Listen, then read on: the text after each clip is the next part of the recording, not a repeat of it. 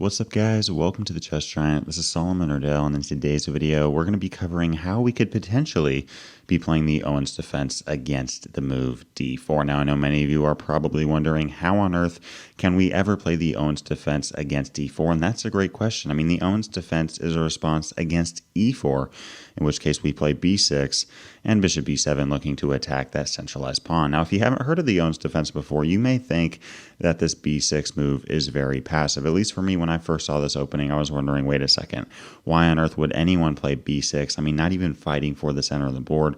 But guys, this chess opening is surprisingly strong and surprisingly dangerous, with many GM players, including Magnus Carlsen, having good success with it. Really, the main idea is that we're going to give white the center, but then we are going to aggressively attack the center for the rest of the game. Now, how on earth do we do this against the move d4?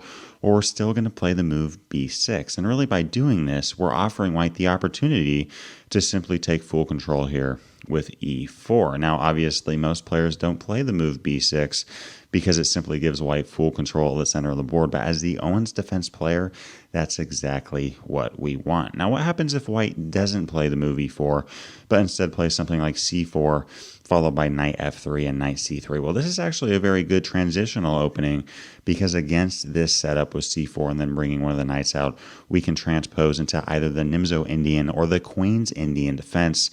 And really in both those openings for black, eventually the move b6 is played. We're just playing it a little bit earlier and allowing white to give us that Owen's defense type setup. Now, if you look at master and grandmaster level games, the most popular move you're going to see here for white is actually e4, simply taking control of the center of the board. I mean, I myself have played this in tournament matches before, and most of the time, at least half, white does go for that e4 option, just trying to take control. But in this case, we have just transposed into the Owen's defense, as we can now play bishop b7. Now, if one of you guys was playing this in an over-the-board match, and I just walked by the board and I saw the game, I would think that white played e4, black played b6, white played d4, and then black played bishop b7. But the big difference here, guys, is that your opponent is not an e4 player. They're a d4 player, but you have them in an e4 opening, and there's a very high chance you're much more familiar with the chess opening theory than they are. Here in this position, again, guys, we're going to try to go after the center with either really going after the pawn on e4 or even playing c5 in some variations, attacking that pawn on d4. Now, if you see the move knight c3, defending the pawn on e4, we are going to attack this pawn very aggressively. Now, no, we're not going to play the move knight f6 because white would simply play e5, attacking our knight, and black is going to be in pretty big trouble there. We're instead just going to play the move e6. And then the very next move, play bishop b4, throwing our bishop down there, pinning the knight on c3 to the king on e1. Really the main idea being that we're actually threatening to simply win a pawn with bishop takes e4. I mean, if a move like bishop e2 or bishop e3 is played, we're going to say thank you for the pawn, and black is simply winning.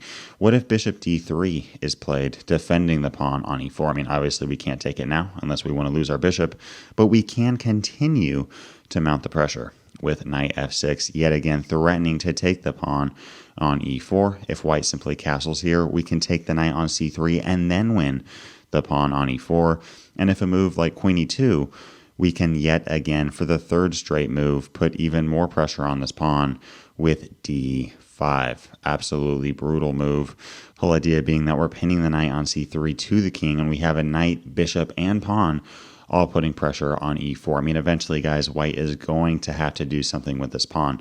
Do they want to take the pawn on d5, or do they want to push with e5? Let's cover both, starting with the move e5. I mean, what happens here if white just tries to expand down the center of the board? We cannot play passive chess here, guys. We can't play a move like knight d7 or knight g8 in the Owen's defense. We need to continue putting the pressure on white, and here, centralize that knight with knight to e4. I mean, both the bishop and our knight putting pressure on that minor piece on c3. I think the best move here for white is actually bishop d2, and against this, we can either take the bishop or even play bishop takes c3. I think those are both really good options for black. It really just depends on your preference, but in this position, as y'all can see, I mean, this knight is causing white a ton of trouble. What happens if white just takes the knight on e4? I mean, why not, right?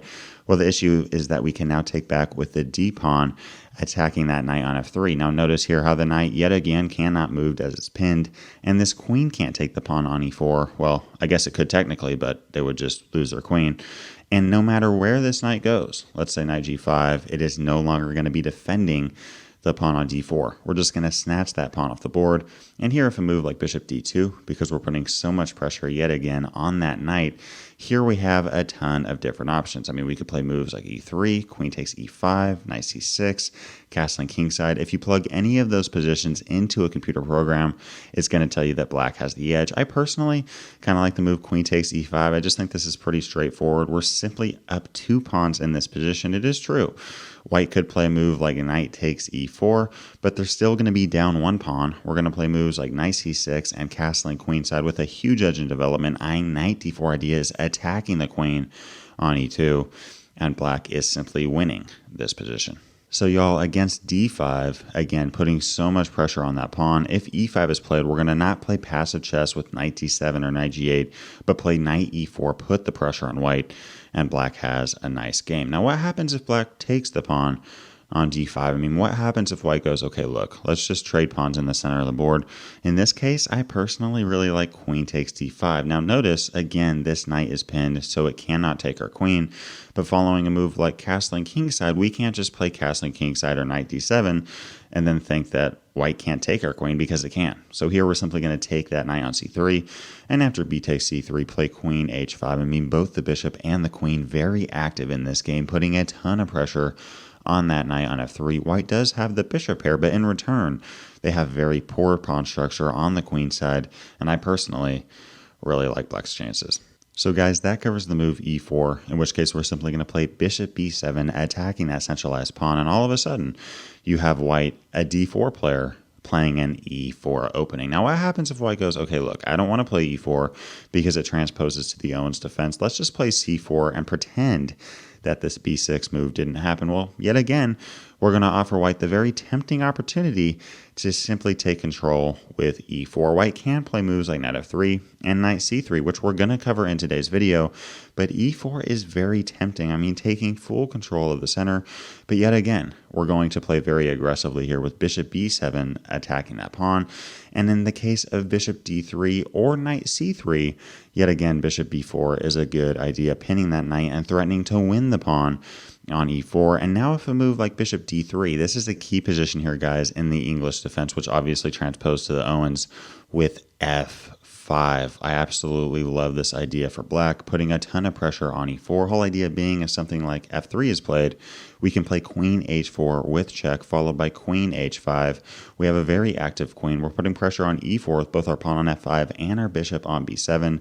We're pinning the knight on c3 to the king on e1, and we're just playing chess. Now, following the move f5, some of you may be wondering, okay, wait a second, why on earth can't white just take the pawn on f5? Well, this actually turns out to be a huge mistake, because we can simply take that pawn on g2, trapping the rook on h1. I mean, white can pretend like they have some kind of attack here with queen h5, and then after king f8, play f takes e6. Notice here, guys, this rook is trapped.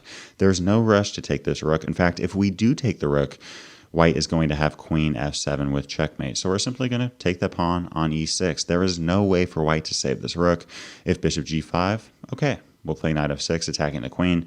And now if a move like queen h4, we can take the rook, and we're simply winning. So again, y'all, going back to this e6 move, if white does take control of the center with e4, we're going to play bishop b7, ready to meet knight c3, with bishop b4, followed by f5, threatening to win the pawn on e4. Now, what happens if, yet again, white decides not to play the move e4, but instead just an option like knight f3 or knight c3? Let's first cover the move knight f3. Well, in this case, we can actually just transpose into the Queen's Indian defense by playing knight f6, and all of a sudden, we are in the Queen's Indian, and really what we're trying to do is read this bishop on f1. What do I mean by this? Well, here, guys, if white fianchettos the bishop on g2, we're going to play bishop a6, attacking the pawn on c4, and if white plays the move e3, defending the pawn on c4, we can play bishop b7, taking control of this long diagonal. Basically, whatever white does with this bishop, we're going to put it on the other diagonal. For example, if g3, Here we can play bishop a6. Now what happens if white, instead of playing e3, plays the much better b3, not damaging white's light squares on the queen side of the board? Well, in this case, we're simply going to play bishop b4 check. And notice how much pressure we're trying to put on white in this position. I think the best move here for white is simply bishop d2, trying to trade off bishops, but white may be tempted to play knight bd2, whole idea being that white can continue with ideas like bishop b2, fianchetto this light squared bishop, castle kingside a3, forcing our bishop to run away, or even give up the bishop pair with bishop takes d2. I mean, what is wrong with just bringing the knight to d2? Well, the issue is that we can now play bishop c3, throwing our bishop in here, attacking that rook on a1, and now if rook b1 is played, we can play bishop b7, and here we actually have two different threats. One of them is to play bishop e4, attacking the rook, because if you notice, this rook cannot move without being captured by the bishop on c3. So bishop e4 would simply trap the rook on b1, and the other threat here, for example, if white plays queen c2, we're not going to play bishop e4 now, because white would win our bishop on c3, and true, we would get the rook, but in return, white would get yet another minor piece, and we don't want to give up two minor pieces for a rook, so here we're going to play bishop takes d4, and we're simply up a pawn. If white doesn't take the bishop on d4 and plays a move like bishop g2, we're simply going to continue to play chess with a much better game, and if white does take the bishop on g4 with the idea of playing the move f3, it may seem, at least for a second, that white could play something like king f2, king g1, trap that bishop, and try to get back in this game. But here, guys, we're going to throw our h-pawn down the board like it's nobody's business with h5, followed by h4. And here, if a move like g4, we're going to play h3, giving that bishop an escape square on g2. And here, guys, if white does take the bishop on g2 and then king takes g2, we can play d5. I mean, just expanding in the center of the board.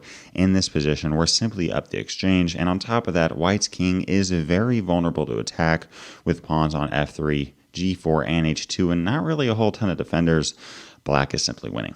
So y'all, that covers the move knight f3, in which case we're going to play knight f6, transposing into the queen's Indian defense, ready to meet e3 with bishop b7, taking control of that nice long diagonal, and if g3, playing bishop a6, putting pressure on c4. Now what happens if white plays the move knight c3? In this case, we're going to play bishop b4, pinning the knight to the king on e1, and here if a move like queen c2, we can play knight f6, and we have officially reached the Nimzo-Indian defense. A very nice game for black. I mean, following a move like knight f3, we can simply play bishop b7. Notice here, guys, we don't want to play bishop a6 because it would look a little bit silly after e3, white not even having to do anything crazy and simply defending the pawn on c4 with the bishop that hasn't even moved. So we're just going to play bishop b7, and here if a move like a3 is ever played, we can simply take that knight off the board, continue with castling kingside. If a move like e3, we have d6, followed by knight bd7, and here if castling kingside, we could play more traditional with moves like queen e7 and a5. I personally kind of like this knight e4 idea, attacking the queen, and then after queen c2, playing f5, really solidifying the position of this knight.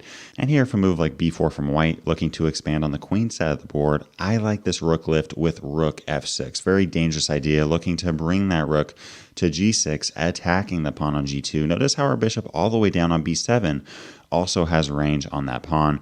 We have a very centralized and active knight on e4, really making this a difficult game for white, and black has good attacking chances here. Thanks for watching today's video. If you'd like to watch the theory behind the Owen's defense against e4 as a whole, click the video to the left. If you'd like to learn the Dunst Opening, which is a symmetrical system but with the white pieces, click the video to the right. Leave a comment below to let me know what other videos you'd like to see covered on this channel. And as always, I appreciate you guys. Thanks for watching. Peace.